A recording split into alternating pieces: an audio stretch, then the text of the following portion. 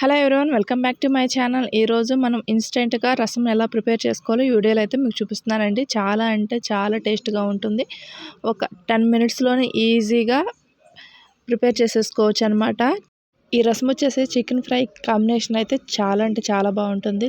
ఈ రసం ప్రిపేర్ చేయడానికి ఒక 4 పెద్ద సైజు టమాటాలను అయితే తీసుకోవాలండి. తర్వాత ధనియాలు, జీలకర్ర, మిరియాలు, కొంచెం చింతపండు, వెల్లుల్లిపాయలు, కరివేపాకు, ఎండుమిరపకాయలు అన్నమాట. వీటిని పక్కన పెట్టేసేసుకొని ముందు టమాటాలు నీట్గా వాష్ చేసుకొని తొడాలు కట్ చేసుకొని చిన్న చిన్న ఘాట్లు పెట్టుకొని ఒక బౌల్లోకి అయితే వేసుకొని కొన్ని వాటర్ అయితే వేసుకోవాలన్నమాట. కొంచెం చింతపండు వేసుకోవాలి. టమాటాలు పుల్లగానే ఉంటాయి కాబట్టి చింతపండు అనేది చూసి వేసుకోవాలి. దీనికి సరిపడినంత వాటర్ అయితే పోసుకోవాలన్నమాట. టమాటాలు మునిగే వరకు వాటర్ పోసేసుకొని స్టవ్ మీద పెట్టుకొని టమాటాలు సాఫ్ట్గా ఉడికే వరకు అయితే కుక్ చేసుకోవాలన్నమాట. తర్వాత ఒక మిక్సీ జార్ తీసుకొని దాంట్లోకి వచ్చేసి ధనియాలు, జీలకర్ర, వెల్లుల్లిపాయలు, మిరియాలు వేసుకొని గ్రైండ్ చేసుకోవాలన్నమాట. రోట్లో వేసుకొని దంచుకొని వేసుకుంటే టేస్ట్ ఇంకా బాగుంటుందండి. మిక్సీలో అయినా కచ్చాబచ్చాగా అయితే గ్రైండ్ చేసుకోవాలన్నమాట. ఇలా గ్రైండ్ చేసుకున్న పేస్ట్ అయితే ఇలా వేసుకొని పక్కన పెట్టుకోవాలి. ఇట్లా కచ్చాబచ్చాగా అయితే గ్రైండ్ చేసుకోవాలి. తర్వాత మనం టమాటాలు అనేది సాఫ్ట్గా ఉడికిపోయినాయండి. ఇట్లా టమాటాలను అయితే మెత్తగా స్మాష్ చేసేసుకొని దీంట్లో ఉన్న తొక్కునైతే తీసేసుకోవాలన్నమాట. తర్వాత వేరే గిన్నె పెట్టుకొని స్టవ్ ఆన్ చేసుకొని కొంచెం ఆయిల్ వేసుకోవాలండి. ఈ రసానికి ఆయిల్ కూడా ఎక్కువ పట్టదనమాట. కొంచెం ఆయిల్తోనే చేసుకోవచ్చు. తర్వాత ఆయిల్ కొంచెం హీట్ అయిన తర్వాత ఒక 1/2 స్పూన్ ఆవాలు, 1/2 స్పూన్ జీలకర్ర వేసుకొని చిటపట అన్న తర్వాత దీంట్లోకి కట్ చేసుకున్న ఉల్లిపాయలు, వెల్లుల్లిపాయలు, కరివేపాకు వేసుకొని ఎండుమిరపకాయలు కూడా వేసుకొని ఫ్రై చేసుకోవాలి. ఇవి ఎక్కువగా ఫ్రై అవ్వాల్సిన అవసరం లేదండి.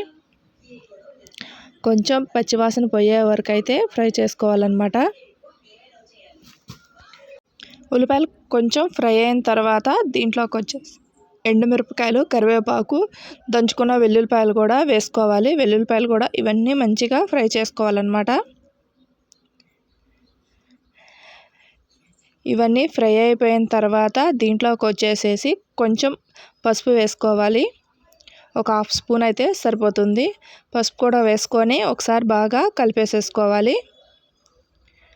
పసుపు అనేది ఇట్లా మనం కర్రీ వేగుతున్నప్పుడే వేసుకోవాలండి. అప్పుడే మంచి కలర్ వస్తుందన్నమాట. తర్వాత మనం దంచిపెట్టుకున్న ఈ ధనియాలు, జీలకర్ర పేస్ట్ను కూడా వేసుకొని ఇది కొంచెం పచ్చివాసన పోయే వరకు అయితే ఫ్రై చేసుకోవాలి. తర్వాత దీంట్లోకి వచ్చేసి టమాటా రసం అనేది మనం తీసి పెట్టుకున్న టమాటా రసం అనేది వేసుకోవాలండి. వేసుకొని ఒకసారి టమాటా రసం అనేది కొంచెం బాయిల్ అవ్వాలన్నమాట. తర్వాత దీంట్లోకి వచ్చేసి టేస్ట్కి సరిపడినంత సాల్ట్ వేసుకోవాలి. మనం దీంట్లో కారం ఏమీ యూజ్ చేయట్లేదండి. ఎండుమిరపకాయల కారమే సరిపోతుంది. అవసరమైతే కారం అయితే వేసుకోవచ్చు అన్నమాట.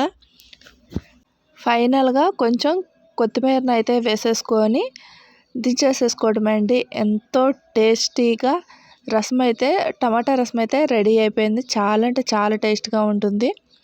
ఇది వేడివేడి అన్నంలోకి రసంతో తింటే చాలా అంటే చాలా టేస్ట్గా ఉంటుంది. ఇన్స్టెంట్గా కూడా అయిపోతుందండి.